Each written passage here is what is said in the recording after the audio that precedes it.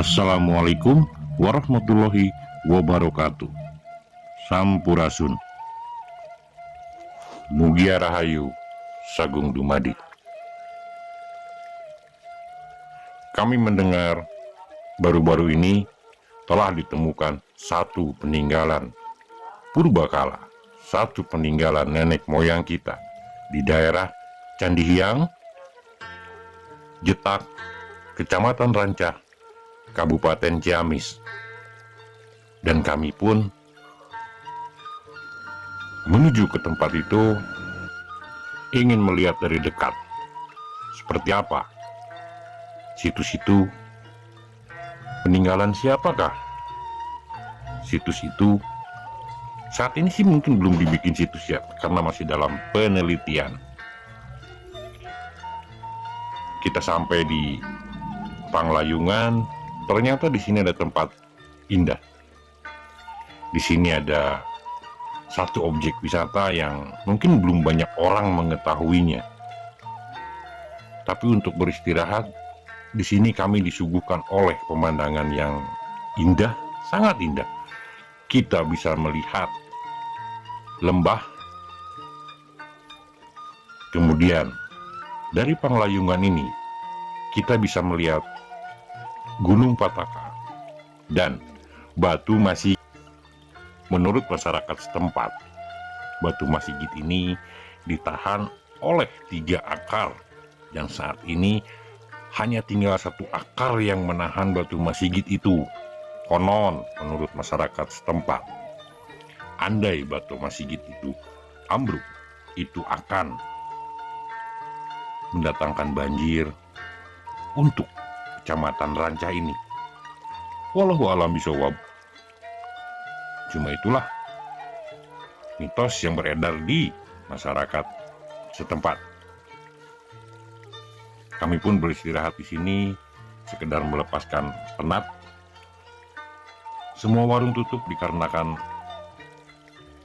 saat kami nyampe di sini kebetulan bulan Ramadan. Hanya ada bapak yang punya warung yang bersih-bersih. Di sini tidak ada orang lain. Sangat indah. Ini dalam tahap pemberesan nama bapaknya. Kata lebaran nanti sudah harus beres.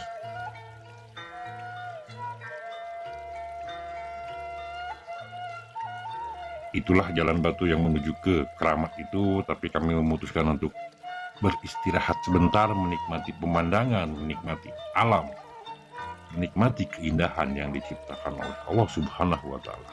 Seberang kita bisa lihat itu adalah Batu Masigit. Kemudian sebelah kirinya yang berupa lereng agak miring itu yang disebut Gunung Pataka. Dari cerita yang kami dengar tentang Gunung Pataka mengundang penasaran kami untuk bisa mendatangi gunung itu. Insya Allah ke depan kalau kami dikasih umur, dikasih kesehatan, kita akan coba ke sana. Benarkah apa yang dibicarakan masyarakat setempat? Kami tidak buru-buru untuk melanjutkan perjalanan sampai di keramat karena waktu masih cukup panjang.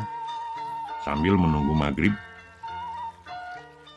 kebetulan ketika kami sampai di sini, waktu menunjukkan pukul 13:05. Jadi masih panjang waktu untuk kami untuk bisa sampai maghrib, batas waktu kami lebih menikmatin lagi di sini lembah yang sangat indah di bawah. Di sini sudah ditata oleh bapak yang punya warung. Saya lupa, mohon maaf saya tidak menanyakan namanya. Kebetulan di saat perjalanan kami menuju ke keramat tersebut, udara pada hari itu sangat panas. Itu kenapa kami memutuskan untuk beristirahat di sini sambil menunggu matahari agak condong di sebelah barat, sehingga kami bisa melanjutkan perjalanan dengan agak teduh. Bapak warung sudah menata tempat sedemikian rupa di mana di sini kita bisa menikmati pemandangan. Kemudian di sana disediakan tempat-tempat untuk selfie. Untuk kalian yang suka selfie, kalau kalian mampir ke daerah Ciamis, kalian bisa mampir di daerah Panglayungan. Kalian yang galau, cobalah untuk datang sini. Sini kami coba keliling. Dan ada sesuatu yang menarik perhatian saya di seberang. Satu, di Batu Masigit. Kedua, di Gunung Pataka. Yang bisa dilihat di depan ada 2 gunung. Yang satu disebut Batu Masigit dan yang satu disebut Gunung Pataka.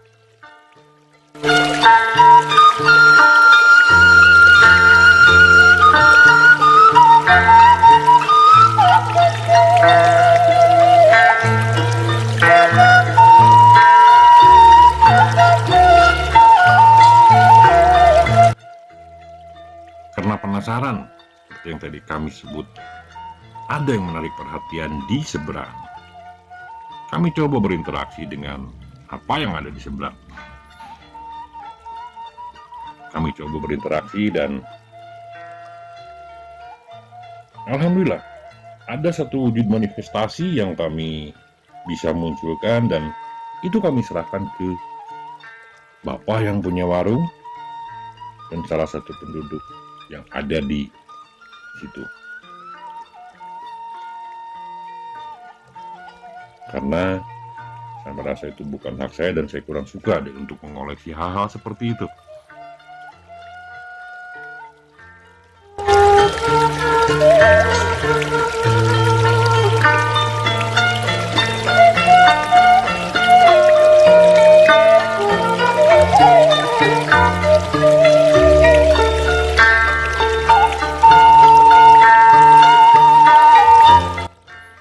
Setelah cukup lama kami beristirahat, kami memutuskan untuk melanjutkan perjalanan.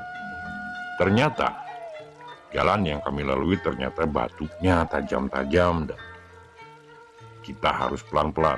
Untung kami memutuskan melakukan perjalanan dengan motor, karena kalau kami menggunakan mobil kayaknya agak sedikit susah untuk bisa sampai di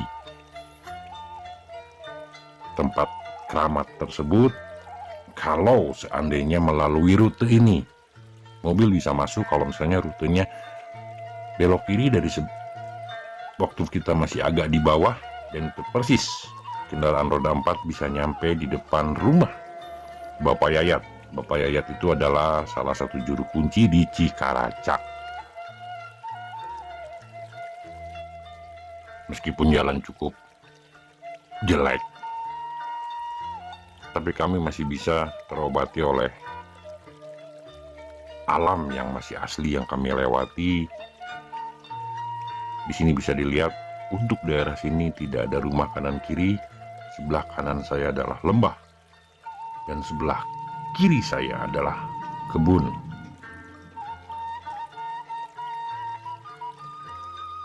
Indah sekali pemandangan di sini.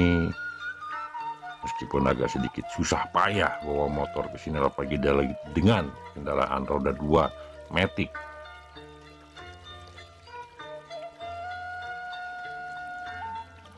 Sepanjang perjalanan kita masih bisa melihat Batu Masigit dan Gunung Pataka yang tadi saya sebutkan. Kurang lebih 20 menit dari Panglayungan, akhirnya kita sampai di tempat yang kami tuju, di mana di sana disebutnya adalah Keramat.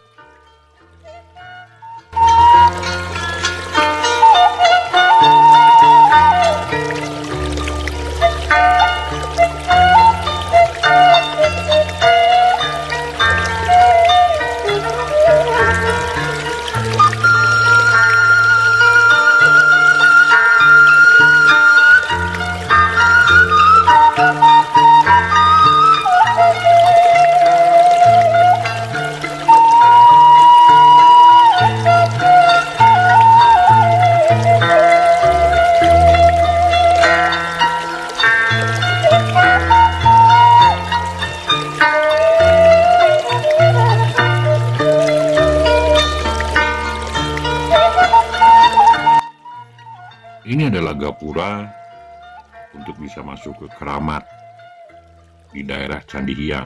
Belum dikasih nama karena Keramat ini menurut masyarakat setempat masih dalam penelitian.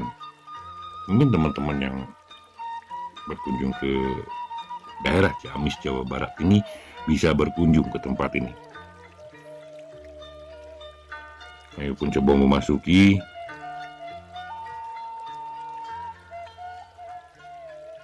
Ini dari gapura menuju ke Keramat tersebut kita melalui sebuah ladang punya masyarakat setempat. Akhirnya kami sampai di Keramat yang kami tuju. Ternyata Keramat yang kami tuju atau situs yang dalam penelitian yang kami tuju berada di tengah-tengah kuburan. Tapi setelah kami perhatikan, kuburan ini adalah kuburan-kuburan zaman dulu mayoritas dan kebanyakan, bukan kuburan-kuburan baru-baru ini. Dan ternyata kuburan ini adalah kuburan keluarga. Kami pun mulai memasuki.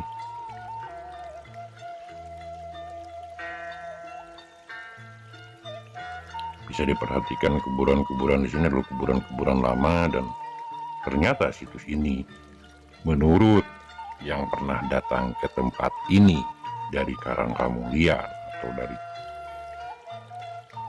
Ciamis, situs ini konon lebih tua dari Karangkamulian. Walau bisa walau.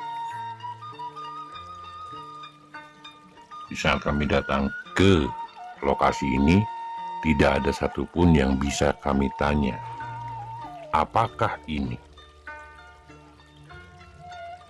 Situs apakah ini? Peninggalan apakah ini? Dimana akhirnya kami mencoba membaca rekaman alam yang ada. Setelah kami dapat, untuk lebih menyamakan apakah betul rekaman alam yang kami dapat, kami berusaha mencari orang yang bisa kami tanya. Kami pun menemukan masyarakat setempat yang katanya kakeknya adalah juru kunci di tempat ini. Tapi sayangnya beliau sudah meninggal. Dan ketika kami tanya cucunya, beliau kurang begitu paham apa ini. Dan akhirnya kami ditunjukkan untuk menemui Bapak Yayat, atau Kang Yayat lebih tepatnya ya, sebagai juru kunci di Cikaraca. Di sini bisa perhatikan sekilas orang lewat mungkin tidak akan memperhatikannya, tapi setelah kami lihat di sini batu-batu yang ada pernah ada sentuhan tangan manusia. Jadi batu-batu di sini bukan dari zaman Megalitikum, tapi lebih mendekati ke Neolitikum. Di situ tadi ada gambar cakra. Di sini udah mulai ada polesan-polesan garis, meskipun dengan sangat sederhana. Bisa kita lihat.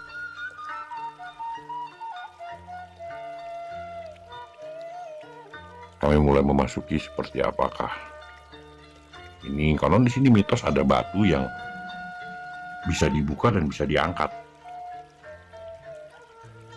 Kalau orang memiliki keinginan dan keinginannya akan tercapai, mitos yang ada di sini adalah batu itu bisa terangkat. Di sini ada bentuk-bentuk garis, bentuk-bentuk gambar. Cuma seiring waktu mungkin agak sedikit terkikis gambar-gambarnya. Tapi kalau kalian coba datang sini, mungkin kalian akan bisa lihat seperti apa bekas sentuhan-sentuhan tangan yang ada di sini. Di sini lebih dominan bentuk gambar-gambar, ada gambar cakra, silang, atau gambar segitiga. Saya perhatiin di sini.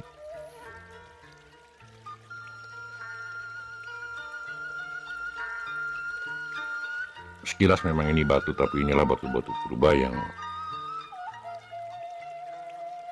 konon di sini adalah bekas petilasan Eyang Jantaka. Inilah batu yang menurut masyarakat setempat mitos bisa dibuka. Batu ini bisa dibuka.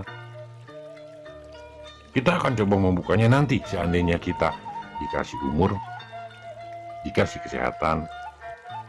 Kebetulan di situ ada gubuk.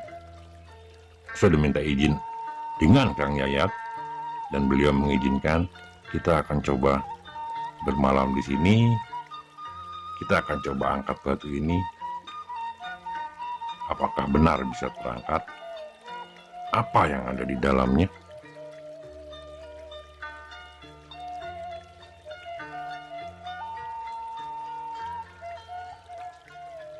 Siapa yang membentuk gambar-gambar di batu ini? Apakah Eyang Jantaka? Atau mungkin sebelumnya?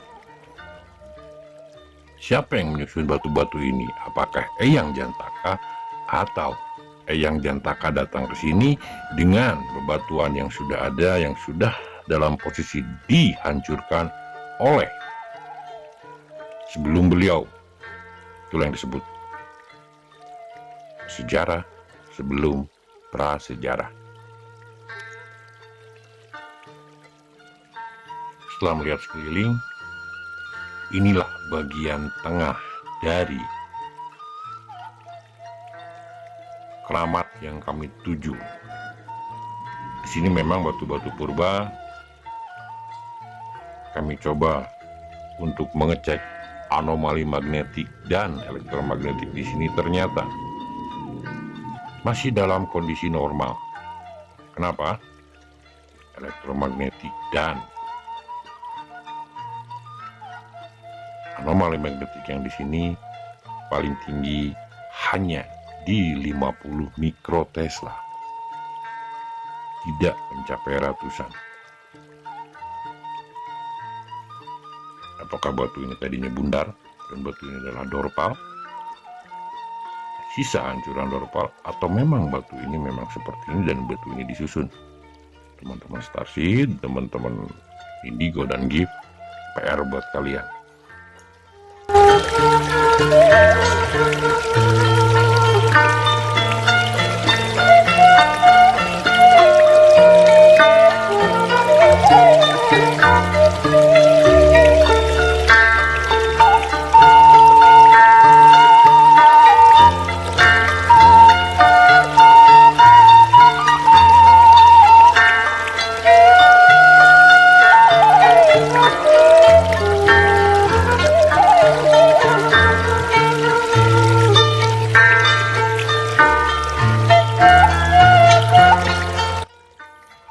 Setelah dari keramat tersebut, situs yang lagi dalam penelitian, kami menuju ke salah satu rumah masyarakat. Bisa dilihat ini pun menhir, bekas menhir yang ditempel di tangga naik di salah satu rumah penduduk setempat yang konon itu adalah rumah cucu dari juru kunci keramat tersebut. Dari situ kami ditunjukkan untuk langsung ke rumah Kang Yayat, juru kunci Cikaracak. Karena justru beliau lebih memahami petilasan siapakah itu. Ada hubungannya dengan Cikaracak kah? Mungkin kita bisa tanya langsung sama beliau nanti.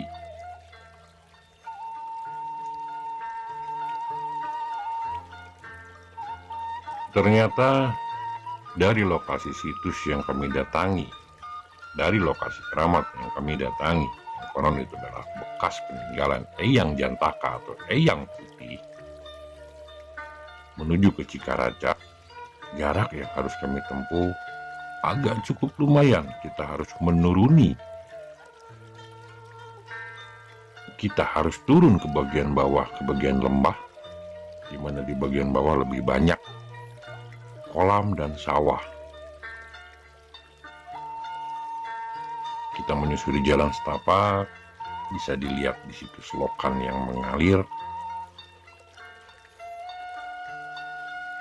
Dan akhirnya dengan ditemani oleh Buyut, juru kunci dari situs tersebut, kami bisa sampai di Cikaracak.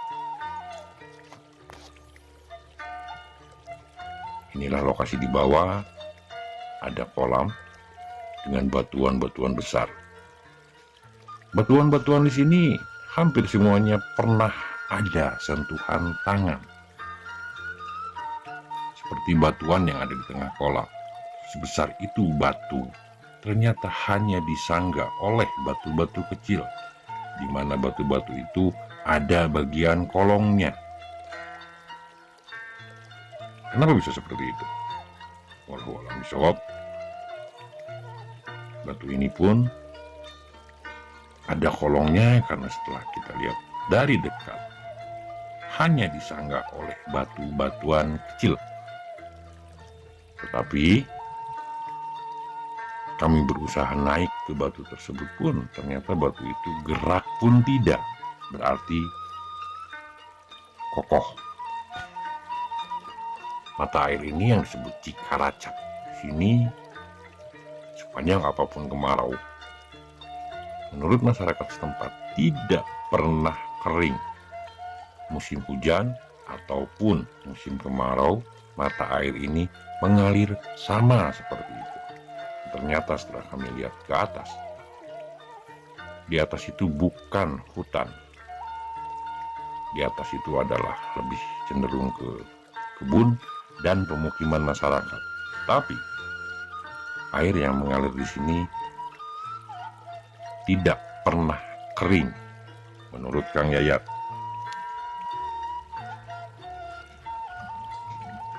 Di saat kami sedang di mata air ini, di Cikaracak ini, kebetulan Kang Yayat datang, sehingga kami bisa ngobrol-ngobrol tentang petilasan di atas dan mata air ini. Apa hubungannya antara Cikaracak dengan keramat yang ada di atas, dengan petilasan yang ada di atas? Di saat teman-teman sedang melihat mata air Cikaracak, ada sesuatu yang menarik perhatian saya, itu kenapa saya berjalan memisahkan diri. Ternyata di mata air yang sebelah sana terdapat satu portal gaib.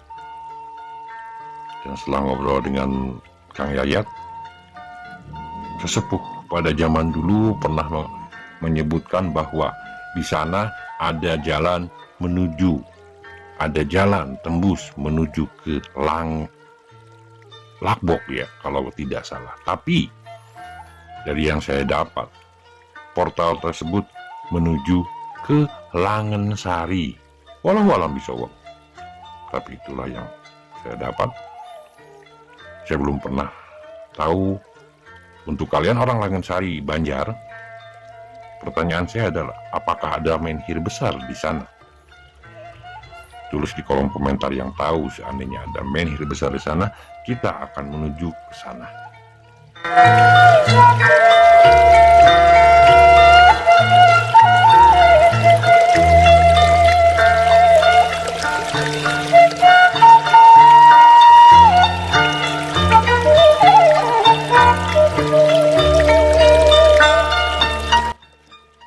Inilah Kang Yayat, juru kunci di sini, atau dalam bahasa Sunda disebut kuncen. Kami pun ngobrol-ngobrol di sini.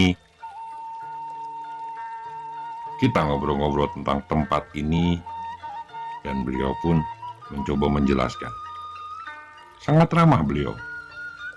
Baru ketemu pertama pun kita sudah seperti saudara. Terima kasih Kang Yayat penjelasannya. Terima kasih Kang Yayat sudah mau menemani kami untuk bisa sampai di Cikaracak ini. Panjang umur, sehat selalu Kang Yayat. Amin ya robbal alamin.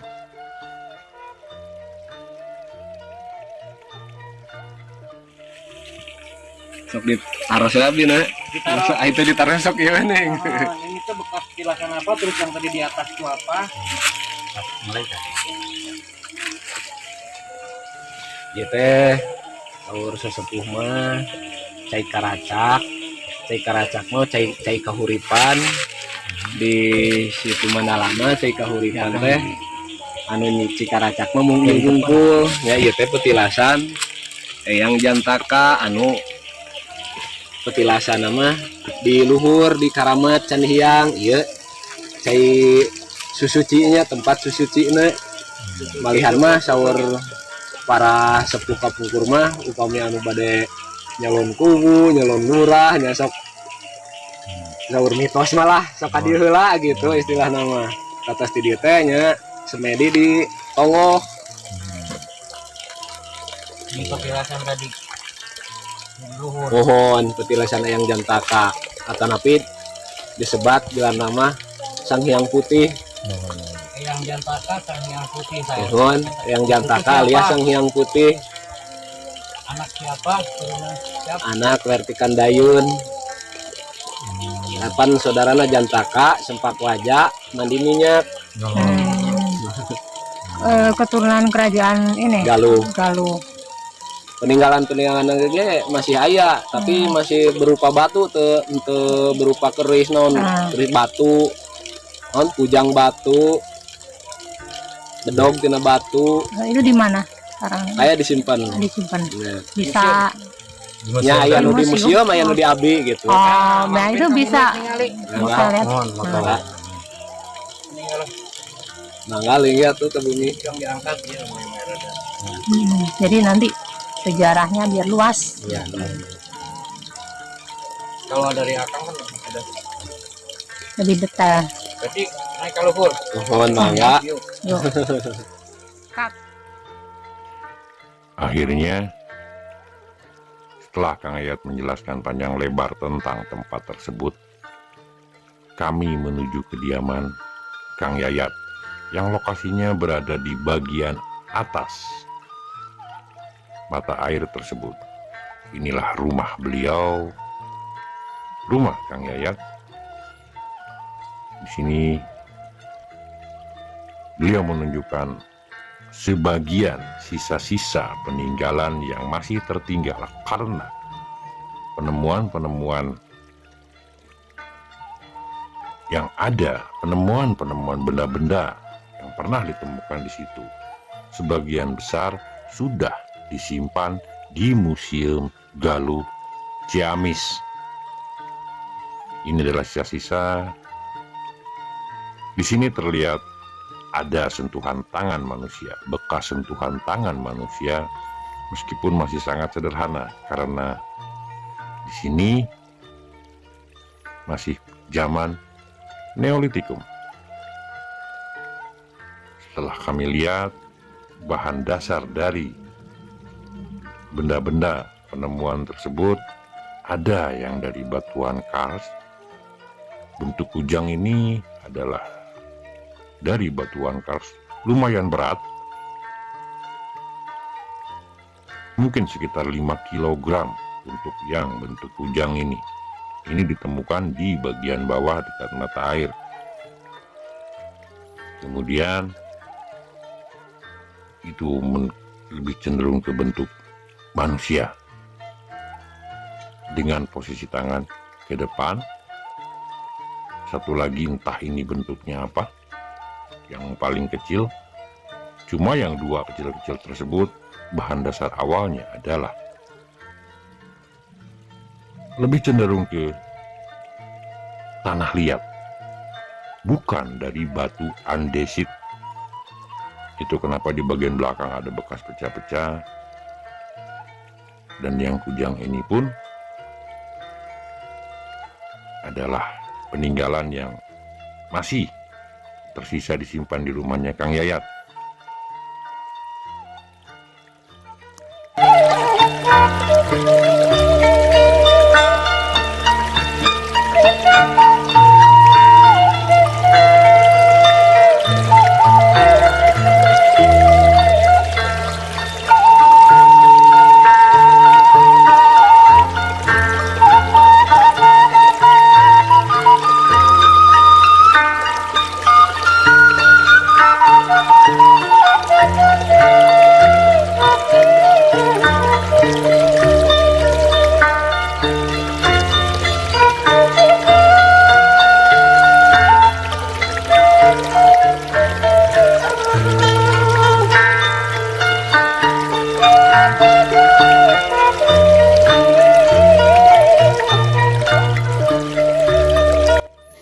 Setelah selesai melihat-lihat,